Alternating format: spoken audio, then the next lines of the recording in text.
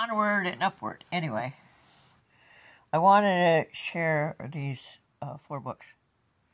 It's the lesbian essays from the Ladder. Evidently, it was a site that you could go to, and it says, for decades, the Ladder had been a pioneer publication of inestimable importance to those women lucky enough to know of its existence. Happily, some of the finest contents can now reach a wider audience.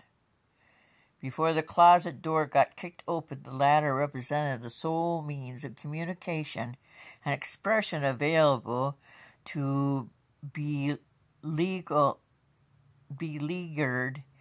and hidden world of lesbians. For 16 years, its pages gave us measure of our authenticity and power, and as such became a mother of our present freed reality, our history, as it is expressed in these best of the Ladder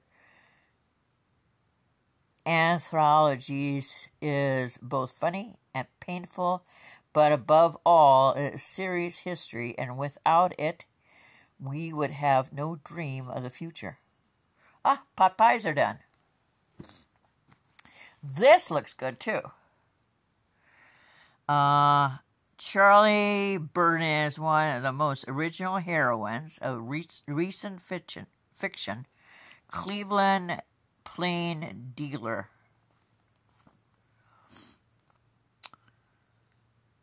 Charlie Horse is never apologetic, polemical, or self-serving.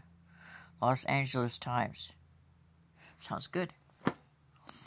And I thought, when I went through the books that my sister in Arizona sent me, this was a cookbook. It's not a cookbook. Ladies, it is not a cookbook. Recipes for lesbians, health, and wisdom. In writing driven by relentless right-brain propulsion, Bode Nonan delivers a full course of dinner, a slightly whacked-out political and spiritually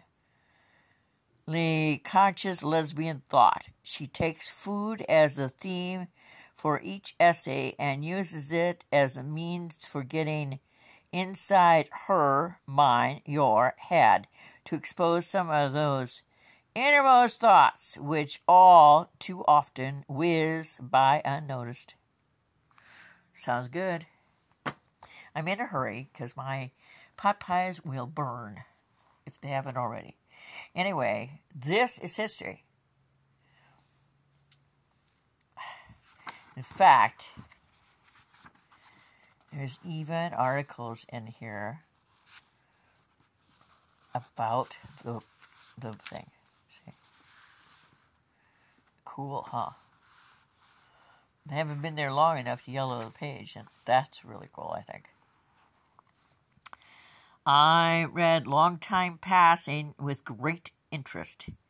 I was intrigued by the life of the woman doctor, the soldier, hiding enormous loneliness of earlier lesbian lives.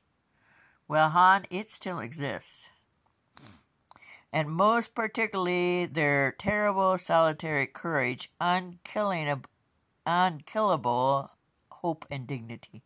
And I love the sexiness of the 70-year-olds and the sheer vitality of the sexy energy of those aging women, whether alone or on the make, or splashing in a sea of brand new love affair. They all sound wonderful. Wonderful.